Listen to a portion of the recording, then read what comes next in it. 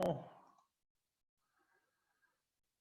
morning, everybody. The numbers are still building. We've just got about 1 minute left to go. Thank you very much for joining us all again. I think by any measure, it's been a pretty positive week. Chris, do you have the ability to act as co-host and keep admitting people? No. All right, I'm going to make you co-host now. So there's just a bunch of people. There's 3 people in the waiting room now. Can you admit them? Okay, you've got it.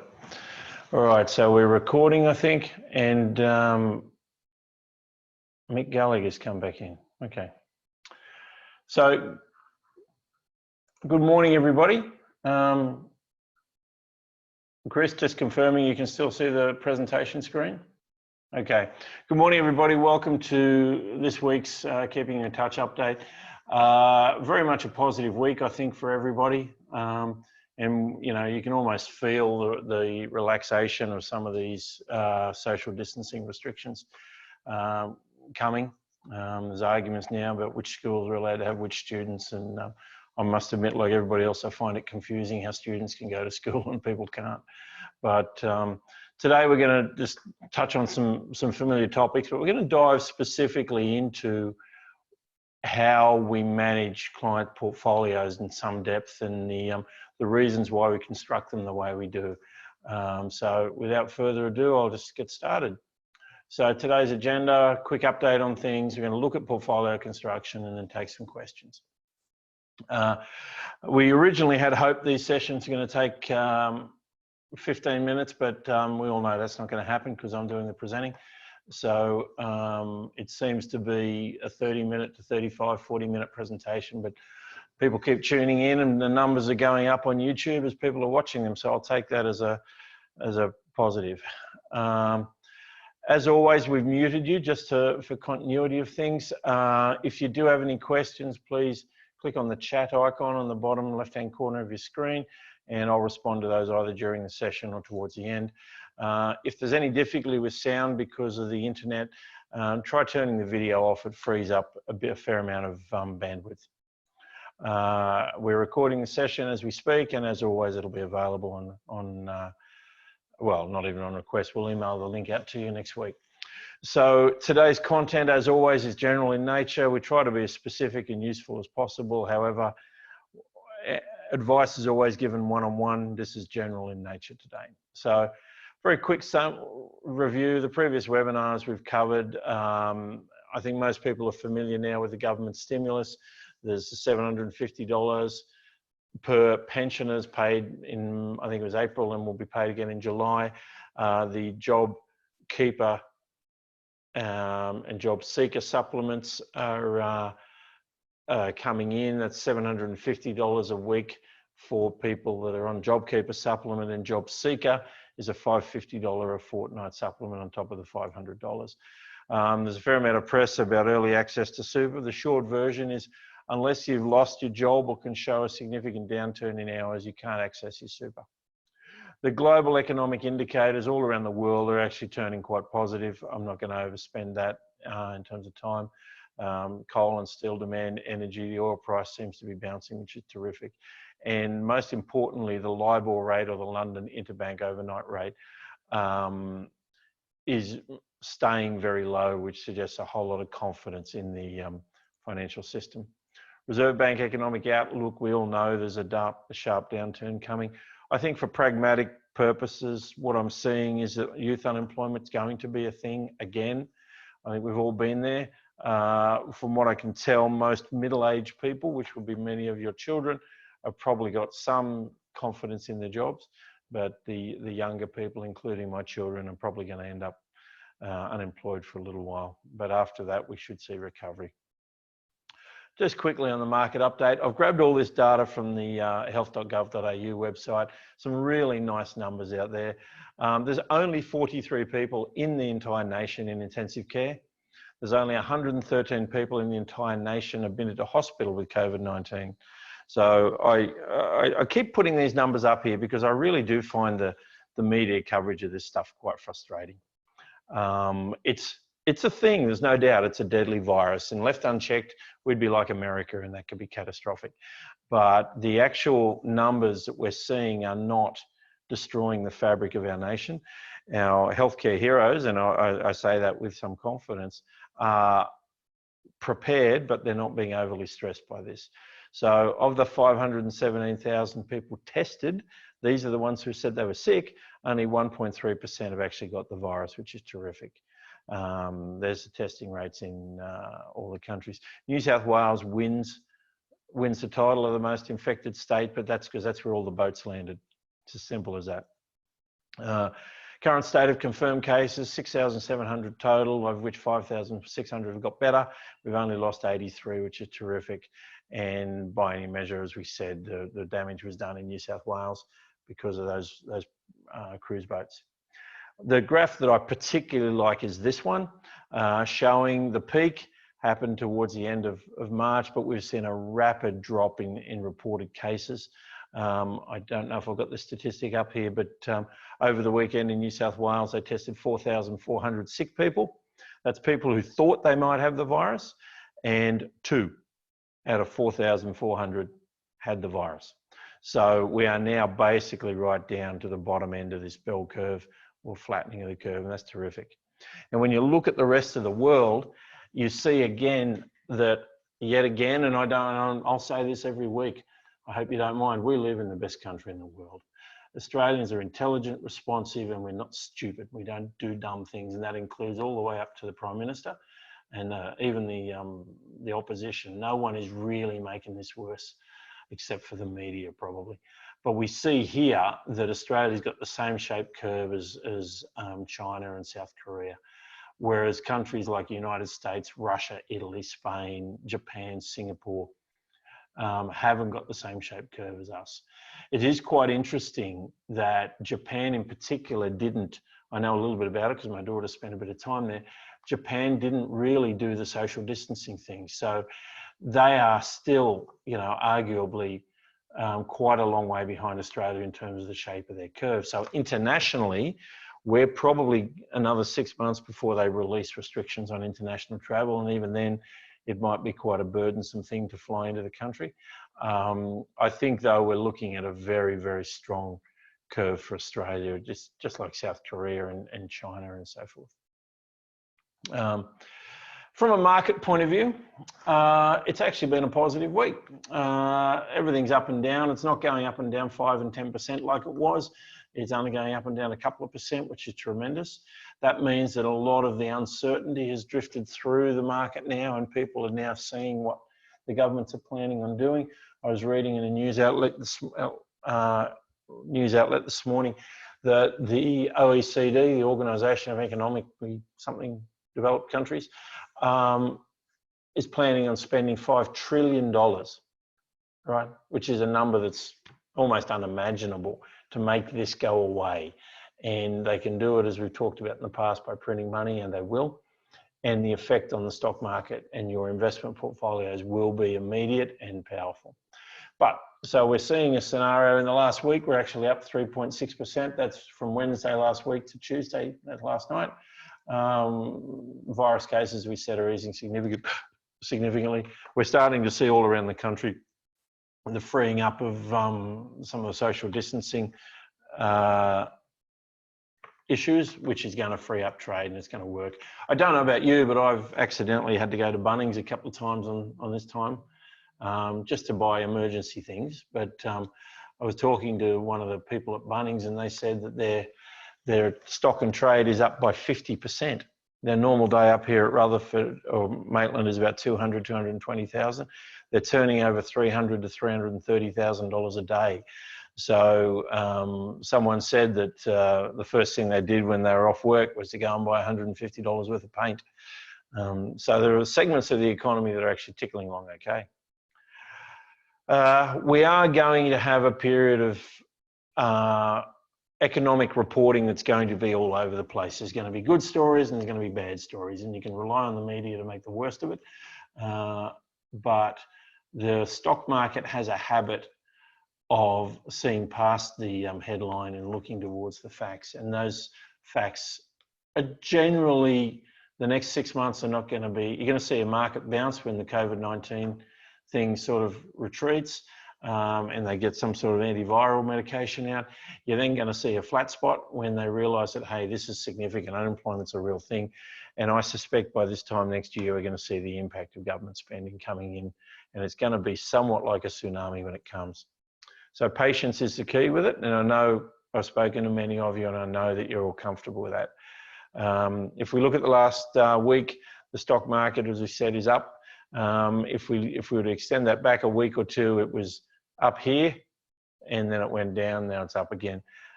It's hanging in there, but for the month, we're seeing some positive figures. As we said there a week ago, it was a bit higher. So if we look at the 7-day thing, it's positive. If you look at the 10-day, the 12-day market return, it's a little bit negative, but it's behaving itself, I think is the best thing we can say. So what I wanted to do now is just talk about how we put your money together and why, for the most part, if we're talking about stock markets that are down 10, 20, 25, 30%, why that's not happening to you, and why some clients are actually only down 1 or 2%, and why others are down 6, 7, 8%. Now, all of that is as expected, depending on how we put your portfolios together. So I'm going to give you the sort of investing 101 side of this. If you want, please ask questions. I've got Chris online, but Chris and I can answer almost any question down to a depth that will choke a horse. We try not to complicate things, but I'll very much admit in this case, Chris knows arguably more than me about the underlying funds and the way some of our portfolios are put together. But I'm very lucky that Chris sort of runs that side of our business, and it's the last 3 months has proven that the decisions that we've made under Chris's leadership and you know, as a panel of advisors has actually worked out all right for our clients. So growth assets, these are shares, international shares, property trusts, currency. So property trusts are Westfield and AMP shopping in Stockland and things, currency trading, gold and oil and things like that. You may have heard of the term hedge fund. These are people that will buy and sell anything, and their objective is to buy and sell often for only a number of days, and they just make money on the margin that they're making. You know, oh, that's cheap, we'll buy it there, and they sell it 3 days later. Most of these sort of assets tend to be positive about 77 to 80% of the time. That's over a 12-month period, but they tend to have 4 good years for every 1 bad year. Okay.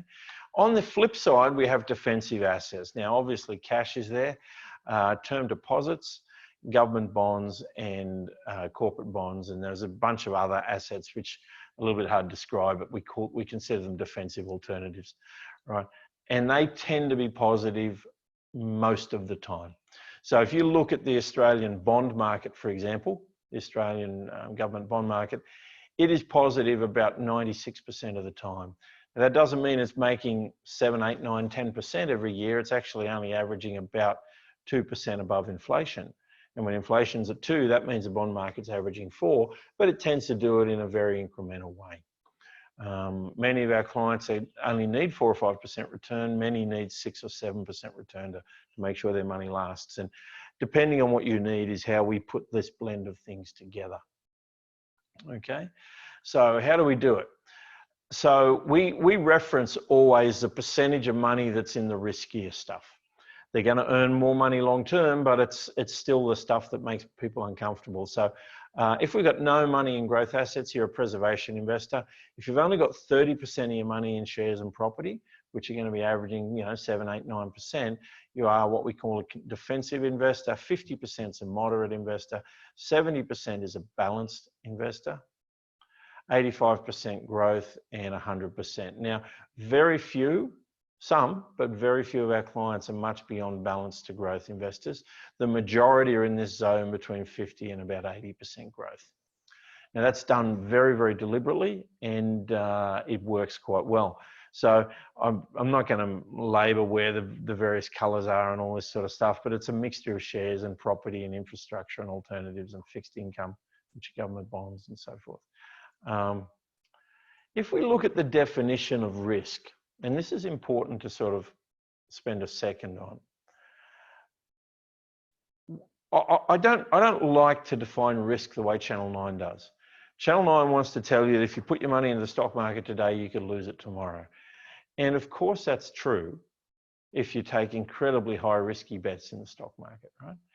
But as we just saw earlier, the stock market's positive most of the time.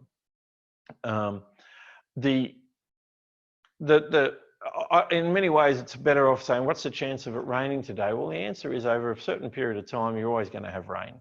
On any given day in this country, it's sunny 80% of the time, right? So if you want rain, then you've got to say, well, I need to hang in there for a month or 2 months or 3 months. So risk is very much a function of how long you're invested for. And I want to show you some figures on how often your portfolio returns are positive over a 1 day period, a 1 month period, a 1 year period, a 5 year period. So it's a little hard to get daily data on some of these things, but if you look at what we would call a moderate portfolio, a 50-50 portfolio, which is going to target around about 5% return, it's positive about 68% of all months, right? So about 2 months out of 3, it's positive.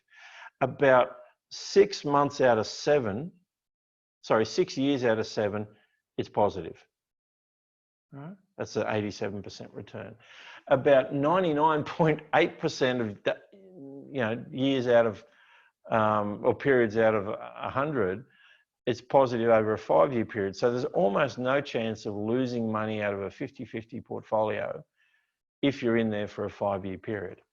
Now, the downside to that is that you've got to look at saying, well, I'm going to get a more modest return if I go there. And if I need 6 or 7% so that I can take the holidays, renovate the house, buy the new Land Cruiser, help the children, right? If that's what you need, 6 or 7%, then we need to push towards a 60 or 70% in growth sort of return. So you're seeing the same sort of thing here. A balanced portfolio is positive most of the time, but as is inevitably the case, it's a little less positive over the 12-month period and there or thereabouts, but still not quite as strong over a 5 year period. Now, if we look at pure Australian shares, we see, and I can give you daily data on this, Australian shares are actually positive 54% of the time. Or to put it another way, they're negative 46% of the time. And I've said this, and I hope this offends nobody, I very much look at the share market as a bit of a marriage. If you're married and you think it's going to be positive every single day of your married life, you're kind of naive. The reason you stay married is because it's positive most of the time, if that makes sense. And you just go with the ups and downs, knowing that over the course of a 12-month or a 2 year, 3 year period, it's generally well worth being married. So again, you're seeing the Australian share market less positive over the 12-month period, but it's there or thereabouts. The risk factors associated with it, though, mean that we don't like to put all your eggs in that basket. So if we were to compare here a rolling 12-month return, actually, for the stock markets from 1981 upwards, you can see here that this is it's a nice curve. Global financial crisis there, we've got the COVID-19 crisis there, and a series of intermediate ones along the way. If you compare that with a 50-50 animal, you can see a couple of really interesting things here.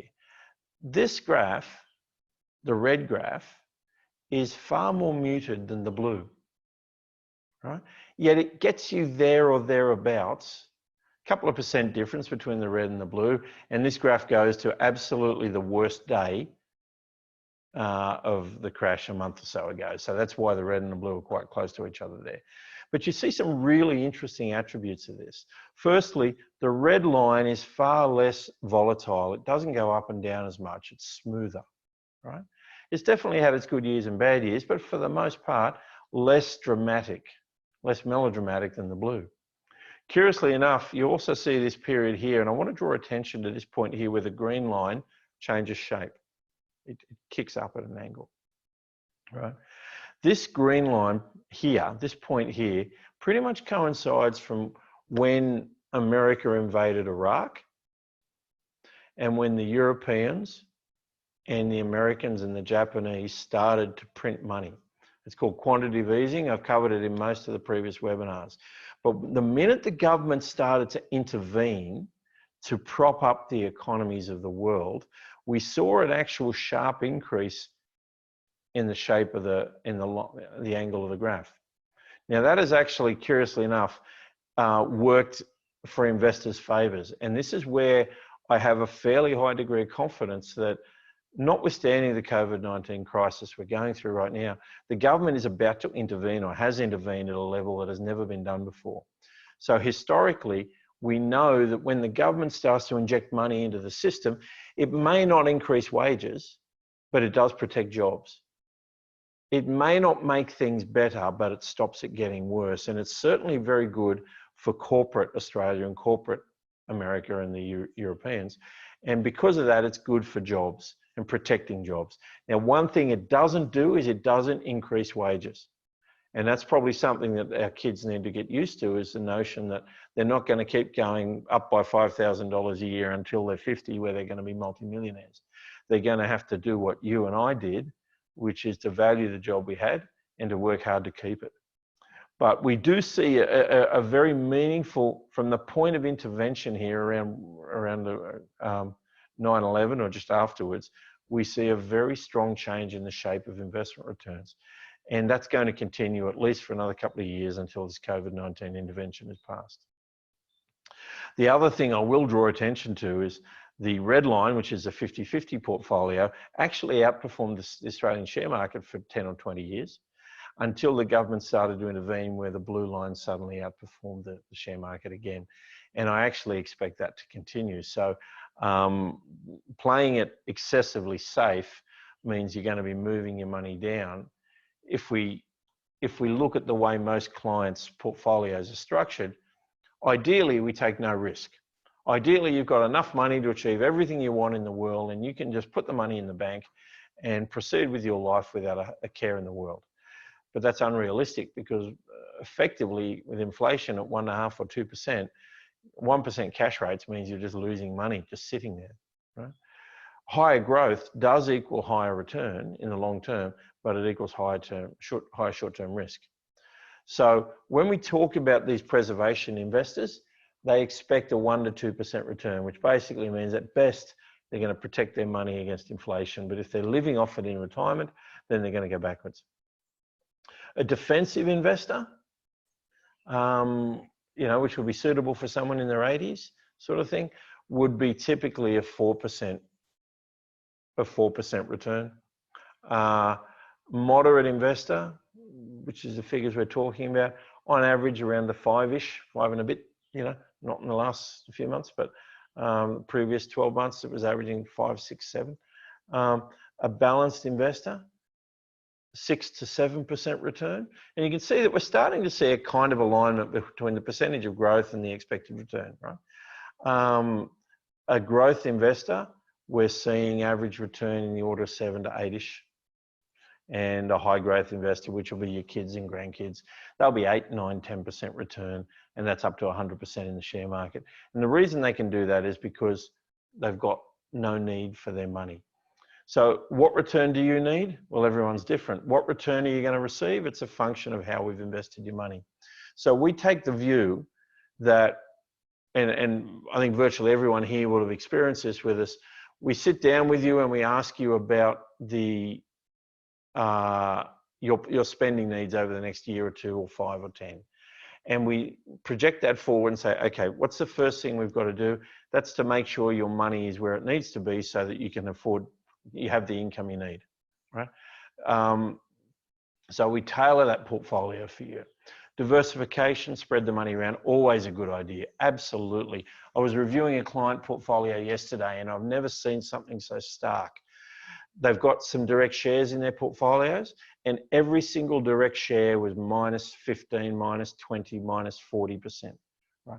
It was just the shares have been hurt, but they had diversified and managed funds in their portfolio. They were -1 or +2 or +3 or +5 in some cases. So diversification isn't there to make you money in the good years. It's to stop losing money in years like this, and it works. It really does. Portfolio tailoring is crucial, which means we make sure you've got money in the lower risk stuff so you can achieve the life you want to achieve. We review it every year. We review it with you. Your job is to to have a think about your life and try to identify what you need going forward, and we'll make sure the money's there for that reason. So we've seen this picture every single presentation, and I hope you don't mind, I'm going to have a drink of water, but we're going to show it every single time, because the most important element of this picture is this guy and girl on a scooter in Paris, right? It's what you need the money to do for you. That's where we start. We don't chase a return and then explain to you what kind of life you can live. We ask you to define the life you want to live, and then we build the portfolio backwards from that. So this is where we have cash, 1 to 2 years in low risk or zero risk cash, another 1 to 3 years in bonds. Ideally, it's 5 years in the low risk stuff, although it's always a bit of a variable feast depending on the return you want to achieve. So that might be 3, 4, 5 years in the low risk side of the equation. And then we've got the higher growth, higher risk side of the equation, which is Aussie shares and property and whatnot. And from time to time, we will rebalance it. We'll take profits from the right-hand side and move it to the left.